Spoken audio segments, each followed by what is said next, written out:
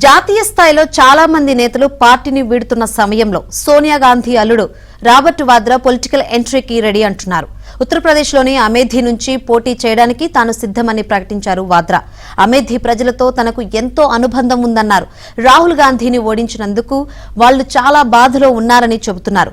తన భార్య ప్రియాంక గాంధీ కూడా లోక్సభ ఎన్నికల్లో పోటీ చేస్తే బాగుంటుందన్నారు వాద్రా. గాంధీ కుటుంబం అంటే అమేథీ ప్రజలకు చాలా ఇష్టమన్నారు. అయితే తనకంటే ముందు ప్రియాంక ఎంపీ అయితే బాగుంటుందని మరో ట్విస్ట్ ఇచ్చారు రాబర్ట్ వాద్రా. రాబర్ట్ వాద్రా ప్రతిపాదనపై సోనియా గాంధీతో పాటు కాంగ్రెస్ హైకమాండ్ ఏ నిర్ణయం తీసుకుంటుందన్న విషయంపై తీవ్ర ఉత్కంఠ నెలకొంది.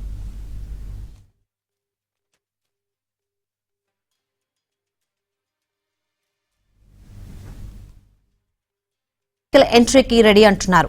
ఉత్తరప్రదేశ్లోని అమేథీ నుంచి పోటీ చేయడానికి తాను సిద్ధమని ప్రకటించారు వాద్రా. అమేథీ ప్రజలతో తనకు ఎంతో అనుబంధం ఉందన్నారు. రాహుల్ గాంధీని ఓడించినందుకు వాళ్లు చాలా బాధలో ఉన్నారని చెబుతున్నారు. తన భార్య ప్రియాంక గాంధీ కూడా లోక్సభ ఎన్నికల్లో పోటీ చేస్తే బాగుంటుందన్నారు వాద్రా.